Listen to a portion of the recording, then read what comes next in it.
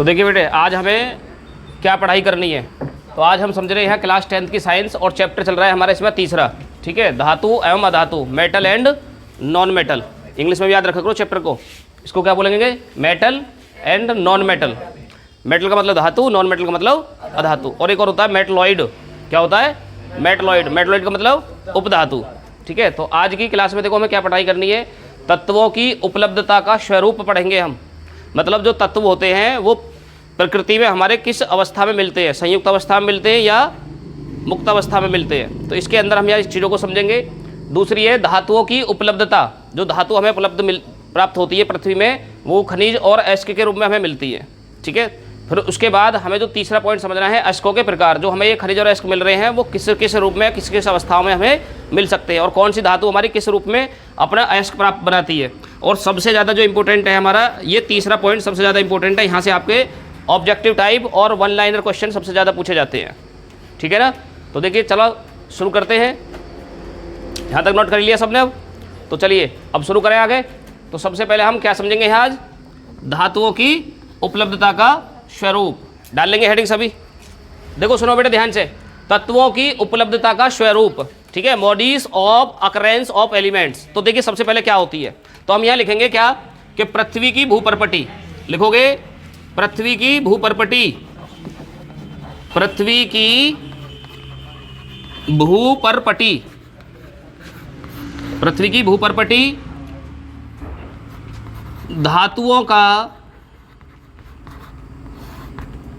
धातुओं का मुख्य स्रोत है, मुख्य स्रोत है, ठीक है, ये याद रखिए। मुख्य स्रोत है, पृथ्वी की भूपर्पटी धातुओं का मुख्य स्रोत है। तो इसका मतलब क्या है, पृथ्वी की भूपर्पटी का मतलब पृथ्वी की सतह पर सबसे ज़्यादा हमारे धातु पाए जाते हैं। तो चलिए अब आगे हम समझते हैं। तो लिखोगे प्रकृति में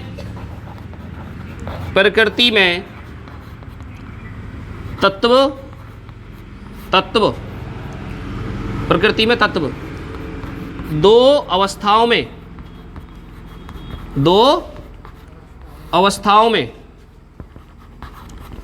मिलते हैं, दो अवस्थाओं में मिलते हैं। अब वो दो अवस्था कौन कौन सी होंगी, तो देखिए सबसे पहली अवस्था नंबर 1 हम डालेंगे है मुक्त अवस्था। मुक्त अवस्था, मुक्त अवस्था का मतलब free state, free state. State का मतलब होता है बेटे अवस्था, फ्री का मतलब होता है मुक्त। तो देखिए फ्री अवस्था क्या होती है, तो सक्रियता श्रेणी में जो धातुएं, सक्रियता श्रेणी में जो धातुएं सबसे नीचे रखी गई है, अर्थात हम कह सकते हैं जो सबसे कम क्रियाशील धातुएं होती हैं, ठीक है, तो वो सभी धातुएं हमारी क्या होंगी, प्रकृति में मुक्त अवस्था में मिलती हैं। मुक्त अवस्था का मतलब ये है कि वो किसी भी प्रकार से कोई अपना अयस्क या खनिज नहीं बनाएंगी। तो लिखो यहाँ, तो मुक्त अवस्था में क्या लिखोगे, देखिए लिखो सक्रियता श्रेणी में, सक्रियता श्रेणी में जो धातुएं सबसे नीचे रखी गई हैं, सबसे नीचे रखी गई हैं, वे धातुएं सबसे कम क्रियाशील होती हैं, सबसे कम क्रियाशील होती हैं, जिसके कारण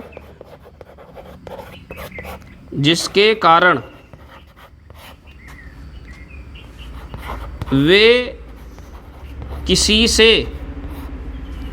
से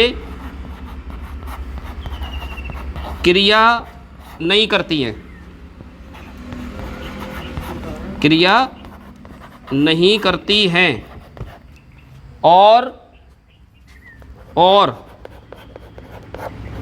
प्रकृति में कैसी मिलेंगी बताओ? मुक्त अवस्था में मिलती हैं। मुक्त अवस्था में मिलती हैं, ठीक है, मुक्त अवस्था में मिलती हैं। ऐसी कौन कौन सी धातुएं, जल्दी से बताओ उदाहरण। जैसे AU, CU,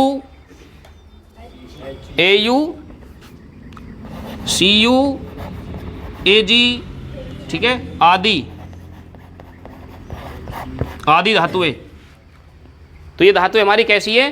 प्रकृति में मुक्त अवस्था में मिलेंगे। इनके जितने भी होंगी धातुएं हमारी, तो ये धातुएं हमारी सब प्रकृति में कैसी होंगी? मुक्त अवस्था में मिलेंगी। जल्दी से नोट करो। अभी एक और अच्छी बात बताऊंगा इसके बारे में तुम्हें।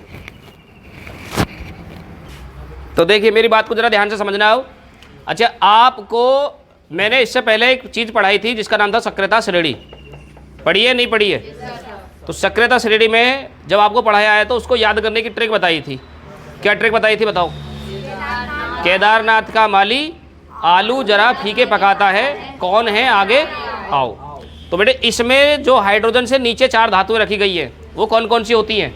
वो 4 धातुएं हमारी होती है AU, CU, AG और HG, ठीक है। तो ये हो गई, कौन है आगे आओ, इस तरह से कौन है आगे आओ। तो देखिए ये जो धातुएं हैं ना, ये जो धातुएं हैं ये सक्रियता श्रेणी में सबसे नीचे रखी गई हैं, सबसे नीचे रखी गई है।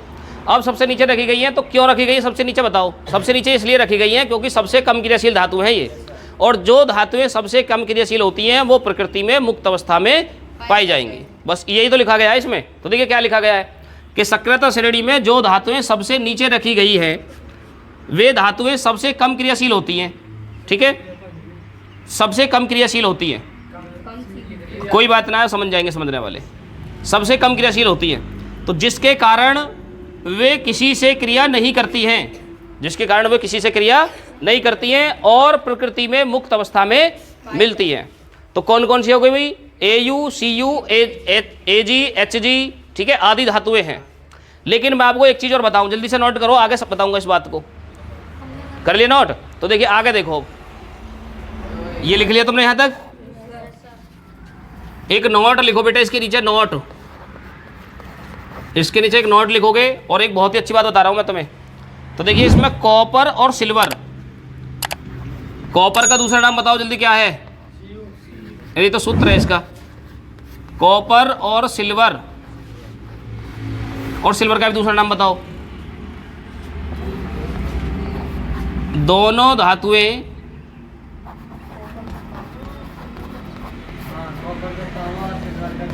हाँ संयुक्त, कॉपर और सिल्वर दोनों संयुक्त अवस्थाओं में भी पाए जाते हैं, संयुक्त अवस्था में भी पाए जाते हैं, ठीक है।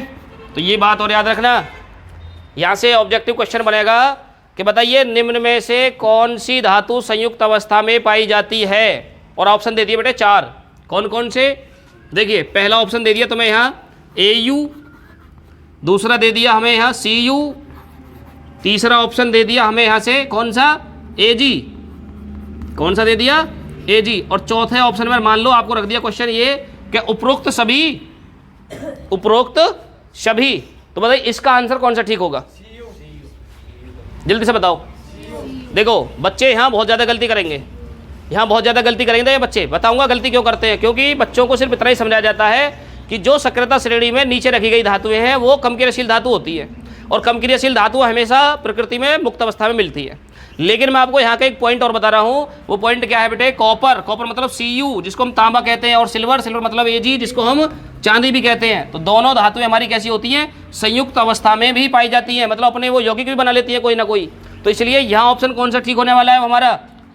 AU गोल्ड, ठीक है। तो गोल्ड एक हमारी ऐसी धातु है जो कभी भी किसी भी रूप में किसी भी हाल में कभी संयुक्त अवस्था में मिल ही नहीं सकती, ठीक है ना, तुमने देखा होगा। अच्छा मैं एक उदाहरण बता दूं तुम्हें, देखो यहाँ कॉपर के तो आपने बहुत सारे देखे होंगे, सिल्वर को समझा देता हूँ कि सिल्वर हमारी संयुक्त अवस्था में भी कैसे पाई जाती है कम क्रियाशील होने के कारण। कभी तुम देखना ध्यान से, क्या देखोगे कि जो चांदी की बनी हुई चीज़ें होती हैं, जो चांदी की बनी हुई चीज़ें होती हैं वो कभी कभी काली पड़ जाती हैं। देखा है क्यों पड़ जाती है काली? लो मैं तुम्हें उदाहरण दिखा रहा हूँ। देखो मेरे हाथ में रिंग है, चांदी की अंगूठी है, देखो जरा ध्यान से देखो, देखो ये इधर से कहीं से सफ़ेद कहीं से काली नज़र आ रही होगी। बताओ इसका कारण क्या है? बताओ इसका कारण क्या है? ये क्रिया कर रही है। अब किससे क्रिया कर रही है ये? बताओ बताओ किससे क्रिया कर रही है? वायु से, हवा से क्रिया कर रही है। और किससे क्रिया कर रही है? इसके साथ साथ जल से भी क्रिया कर रही है। कहाँ से मिल रहा है इसको जल? पसीना। तो पसीना के कारण ये काली पड़ रही है, ठीक है। मतलब पानी और हवा से क्रिया करके वस्तु अपना रंग बदल रही है, तो क्रिया तो कर रही है कुछ ना कुछ। जब रंग पे परिवर्तन हो रहा है तो बेटे रासायनिक परिवर्तन तो हो रहा है ना। तो इसलिए हमारी जो चांदी है और जो कॉपर है वो भी हमारे संयुक्त अवस्था में भी पाए जा सकते हैं। कन्फर्म नहीं है, कहीं बिल्कुल पाए जाएंगे। तो दोनों अवस्थाएं इसमें देखने को मिलती है, कॉपर में भी और सिल्वर में भी।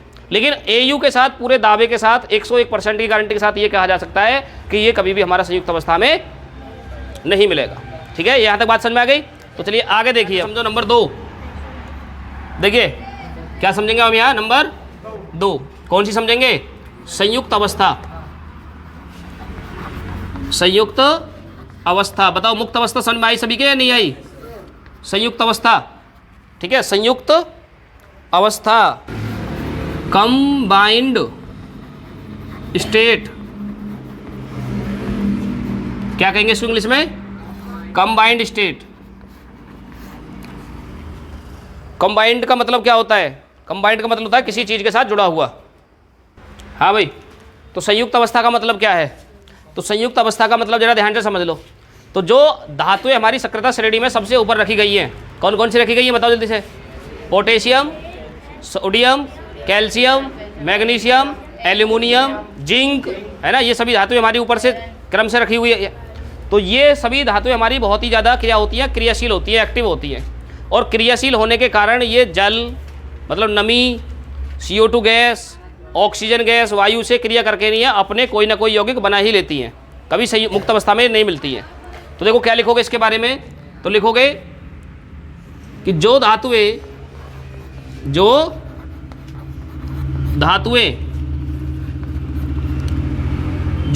सक्रियता श्रेणी में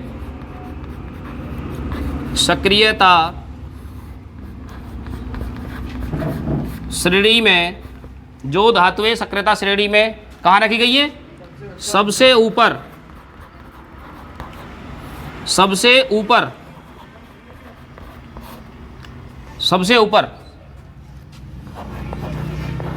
रखी गई है,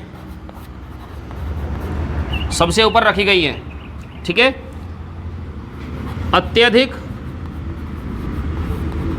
अत्यधिक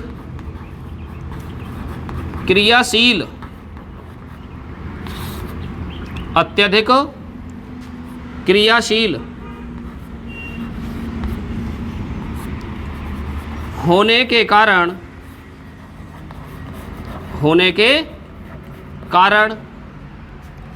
तो देखिए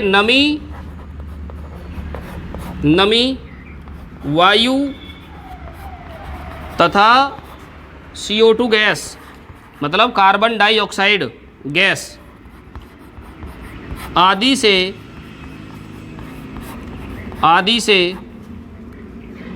क्रिया करके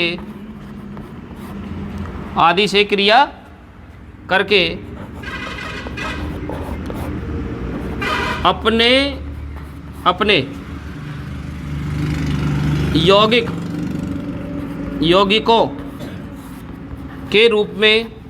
यौगिकों के रूप में मिलते हैं, अपने यौगिकों के रूप में मिलती हैं करो इसको, मिलती हैं।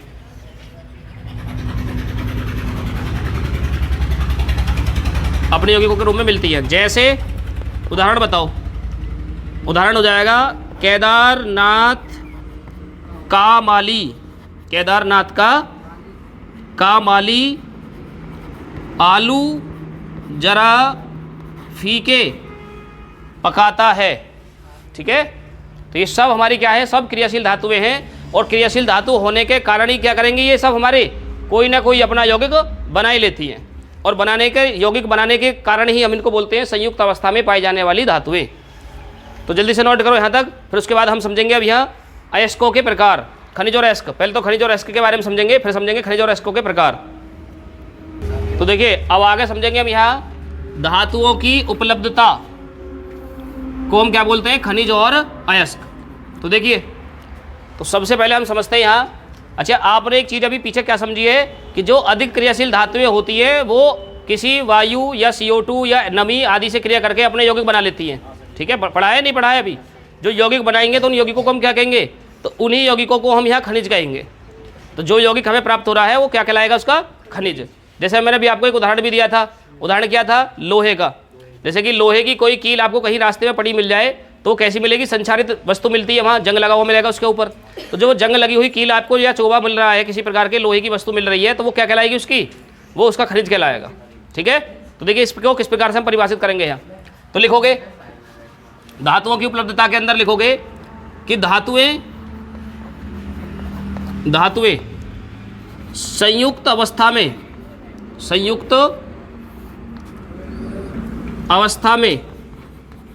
धातुएं संयुक्त अवस्था में जो यौगिक बनाती हैं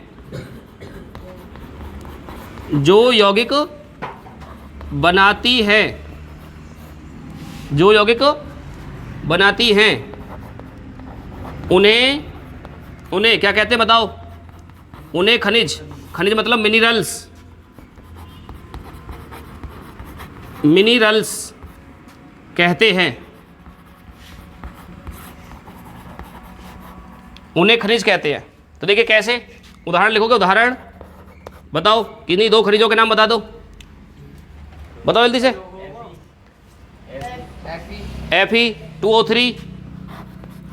Fe2O3 और बताओ, अरे कोई भी जो भी सूत्र तुम्हें याद आ रहा है सब बता दो, कोई भी जो भी सूत्र तुम्हें आ रहा है, CuSO4, Cu2O, ठीक है, और NaCl, AgCl, इस जितने भी सूत्र आपने पढ़ रखे हैं, जो भी सूत्र आपको याद आ रहा है, कहने का मतलब ये है।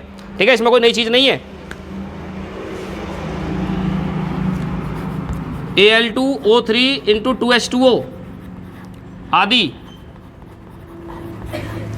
तो ये सब हमारे क्या है, सब ये हमारे खनिज है। Fe2O3 हेमेटाइट, CuO क्यूपराइट, और Al2O3 × 2H2O इसको बॉक्साइट, एल्यूमिनियम का इसका कहेंगे, इसको कॉपर का इसका कहेंगे, इसको लोहे का इसका कहेंगे।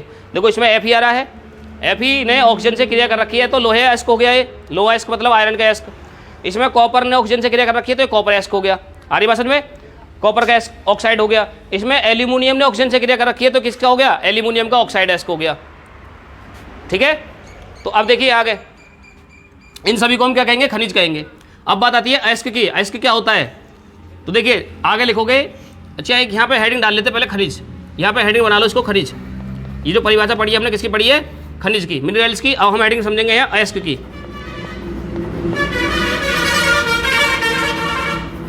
अयस्क, तो देखिए अयस्क क्या होता है। अयस्क की परिभाषा समझने से पहले मेरी बात सुन लो ध्यान से। हाँ भाई, मेरी बात सुनोगे? तो देखिए मेरी बात सुनो ध्यान से, मेरी बात समझ गए तो परिभाषा आपको बहुत ही अच्छी तरह समझ में आ जाएगी। अयस्क होता क्या है, जो खनिज आपको मिला या कोई भी खनिज आप निकाल रहे हो कहीं से भी, उत्थान कर रहे हो उसी चीज़ का, अब उस खनिज को आप कहाँ पर रखोगे, उस खनिज से आप शुद्ध धातु प्राप्त करोगे। शुद्ध धातु प्राप्त करने के बाद उसको जाके बाजार में बेचोगे। आ रही बात समझ में नहीं आ रही? उसको बाजार में जाकर बेचोगे और बेचने के बाद अगर उसको आपसे लाभ मिला, अगर उसको वस्तु से बेचने से आपको लाभ मिला, मतलब ऐसे समझ लीजिए कि आपने कोई भी खान से कोई अयस्क निकाला है। क्या निकाला? कोई भी अयस्क निकाला। अयस्क समझ रहे हो ना बात को? अभी मैंने बताइए, कहीं पे एल्यूमिनियम की खान होती है, कहीं पे बेटे आयरन की खान होती है, सर्जी का हवजी का अलग अलग होगा।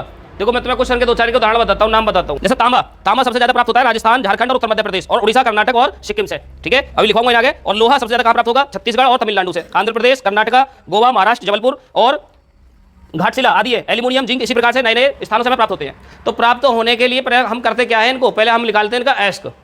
ठीक है, खनिज मिलेगा। अब उस खनिज को हम शुद्ध करते हैं, उसमें से धातु निकालते हैं। कैसे धातु निकालेंगे वो हम वो सब चीज़ें आगे पढ़ेंगे यहाँ। तो धातु निकालने के बाद हम उसको फिर बाजार में जाकर बेचते हैं। तो अगर यदि हमें लाभ मिल रहा है तो उसका एस्क कहलाएगा, और लाभ नहीं मिल रहा है, अगर हम मान लो नुकसान में जा रहे हैं, तो फिर वो क्या है, फिर वो हमारा एस्क नहीं कहलाएगा। तो क्या चीज़ समझ में आ रही है यहाँ से तुम्हारी? आपने सपोज करो ये हमारा कोई एक खनिज है, ठीक है, ये कोई खनिज मिल गया तुम्हें। अब इसमें कोई धातु है, मान लो इसमें धातु है कॉपर। क्या क्या समझ में आ रही है? धातु हो गई हमारी कोई कॉपर। अब इसमें कोई कॉपर है, अब इस कॉपर को तुम शुद्ध करोगे पहले, मतलब इसमें मट्टी लगी हुई है, तो इसको तुम निकलवाने के लिए वहाँ जेसीबी भी ले जाओगे, ट्रैक्टर ट्रॉली भी ले जाओगे, लेबर भी लगवाओगे या नहीं लगवाओगे? ऐसा तो है ना कि अपने आप ही लगे रहोगे, आज दिन अपने आप निकाल लाओगे उसे जाके, ऐसा नहीं होता कभी भी। तो वहाँ बेटे अपने आप वहाँ जाकर लेबर भी लगानी पड़ती है, जेसीबी खोदने के लिए भी लगानी पड़ती है, ट्रैक्टर ट्रॉली भी लगानी पड़ती है, उनको ढोने के बाहर निकालने के लिए, फिर उनको घर पर ला के नहीं या अपनी फैक्ट्री में ला के नहीं, फिर उसको शुद्ध किया जाता है। शुद्ध करने की बहुत सारी विधियाँ हम पढ़ेंगे, कौन कौन सी विधियों से उसको शुद्ध करते हैं। कुछ शुद्धियों को तो जल में धो करके, कुछ तो इसका ऐसे होते हैं जिनको जल में धोकर हम साफ कर सकते हैं, कुछ ऐसे होते हैं जिनको बारीक पीस करके फिर उनका हम समृद्धिकरण करते हैं, कुछ ऐसे होंगे जिनका भर्जन निस्तापन करना पड़ता है, कुछ ऐसे होते हैं जिनको फैन फ्लेवन प्रक्रम से मतलब शुद्ध करना पड़ता है। तो कहने का मतलब ये बहुत सारी विधियों से हम उनको शुद्ध करते हैं। आपने कर ली उनको शुद्ध। अब शुद्ध करने के बाद आप उसको ट्रॉली से या किसी अपने माध्यम से भर के नहीं बाजार में लेके जाओगे, फिर वहाँ उसको बेचोगे। अब बेचने में मान लो आपका खर्चा आया था उसको निकालने में 50 रुपये का, और बिक रही है वो तुम्हारी 10 रुपये की चीज़ जाके, तो आपको नुकसान हो रहा है या फ़ायदा हो रहा है? बताओ। तो अगर यदि आपको इस प्रकार से नुकसान हो रहा है तो बेटे वो एस्क नहीं कहलाएगी। और यदि आपने 50 रुपये उसमें खर्च करे हैं निकालने में, और उससे तुम कमा रहे हो 1000 या 1500 2000 रुपये, तो आपको फिर फ़ायदा हो रहा है, और जब फ़ायदा हो रहा है तो फिर वो इसका एस्क कहलाएगा। तो देखो परिभाषा इसकी किस प्रकार से बनेगी, इसी प्रकार से इसकी परिभाषा हम बनाएंगे। यहाँ परिभाषा देखिए, वे खनिज जिनसे धातु, वे खनिज जिनसे धातु सुविधापूर्वक मतलब आसानी से, सुविधापूर्वक मतलब आसानी से कम लागत में प्राप्त की जाती हो। वे खनिज जिनसे धातु आसानी से कम लागत में प्राप्त होती है, प्राप्त होती है क्या कहलाते हैं? अयस्क कहलाते हैं। अयस्क कहलाते हैं।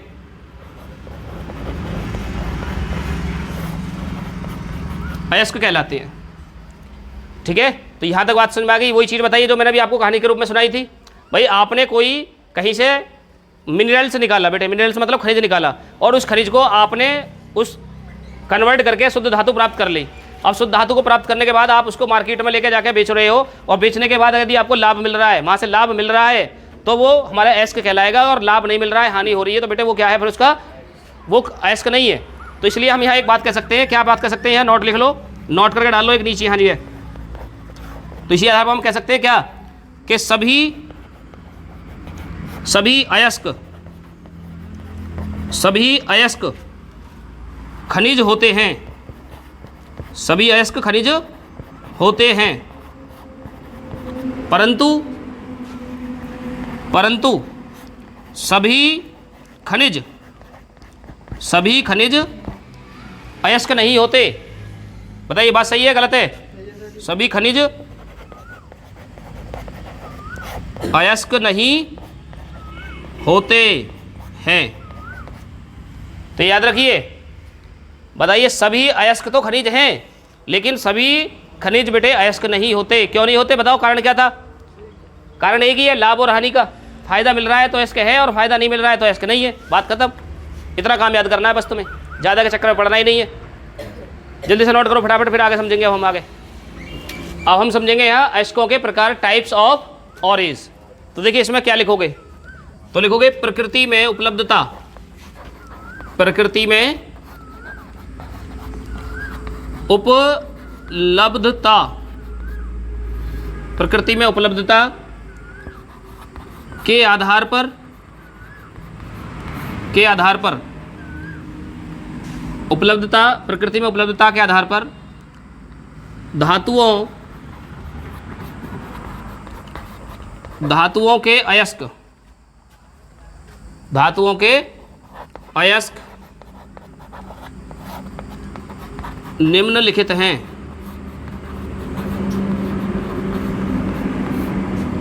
निम्नलिखित हैं। निम्नलिखित हैं। तो नंबर 1 हम समझेंगे यहाँ। नंबर 1 पर हेडिंग डालो पहले, ऑक्साइड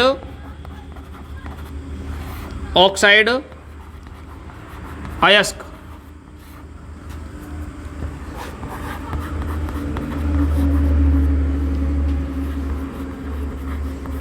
ऑक्साइड ऑरेज। तो देखिए, जो धातुएं ऑक्सीजन से क्रिया करके अपने यौगिक बनाती हैं उनको हम बोलते हैं ऑक्साइड अयस्क। जो धातुएं ऑक्सीजन से या वायु से क्रिया करके अपने यौगिक बनाती है उनको सभी को हम बोलते हैं ऑक्साइड अयस्क। तो देखिए वो कौन कौन से हैं।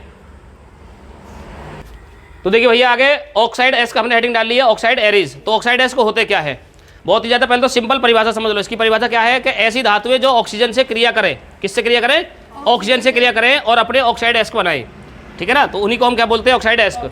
तो जो अब जिस रूप में भी वो अपने यौगिक बना रहे हैं उनको हम ऑक्साइड अयस्क कहेंगे, सीधी सी बात है, इसमें कोई ज़्यादा बड़ी बात नहीं है।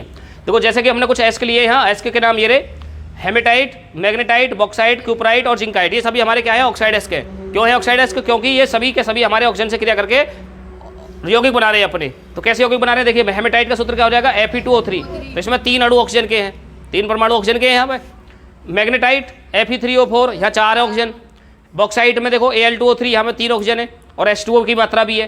क्यूपराइट Cu2O, जिंकाइट ZNO, ठीक है ना। तो ये सूत्र और ये अयस्क इंपॉर्टेंट होते हैं, पेपर में पूछा जाते हैं। पेपर में कैसे पूछेगा कि बताइए हेमेटाइट का सूत्र बताओ क्या होगा, Fe2O3 हेमेटाइट। या पूछेगा कि लोहे का अयस्क बताओ, लोहे का अयस्क। तो लोहे का अयस्क क्या हो जाएगा, हेमेटाइट, मैग्नेटाइट, दोनों लोहे के अयस्क है ये, क्योंकि इसमें Fe है, इसमें भी Fe है, ठीक है ना। बात समझ में आ गई यहाँ तक।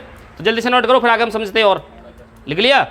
तो देखिए अब हम आगे समझेंगे यहाँ सल्फाइड अयस्क, सल्फाइड ऑरेज। तो सल्फाइड अयस्क क्या है, तो ऐसी धातुएं या धातु जब सल्फर के साथ ऑक्सीजन, सल्फर के साथ क्रिया करके अपने यौगिक बनाती है तो ऐसे यौगिक को हम क्या बोलेंगे, सल्फाइड अयस्क। परिभाषा क्या लिखोगे, परिभाषा सबकी एक जैसी है कि जब धातुएं सल्फर के साथ क्रिया करके, या किसके साथ, सल्फर के साथ या सल्फाइड से क्रिया करके अपने यौगिक बनाती है तो उन यौगिकों को हम बोलते हैं सल्फाइड अयस्क। तो वो कौन कौन से हैं, देखिए कॉपर पायराइट CuFeS2, इनमें सब में सल्फर मिलेगा। Galena PbS, zinc blende ZnS, copper glance का हो गया Cu2S और सिनेबार का हो गया HgS, ठीक है। Mercuric sulphide, copper sulphide, zinc sulphide और इसको बोल देंगे लेड सल्फाइड। इस तरह से इनके नाम बन जाते हैं। तो जल्दी से नोट करो, फिर आगे हम समझते हैं अगला। तो स्टूडेंट्स, आज की वीडियो में हमें सिर्फ यहीं तक समझना है। अब इसके बाद जो हमारे अयस्क भी बच रहे हैं, ठीक है, उन अयस्कों को समझेंगे हम इसके सेकंड वीडियो में। तो अगर सेकंड वीडियो को इसी में समझने की कोशिश करें तो बहुत ज़्यादा लंबी वीडियो हो जाएगी, ठीक है।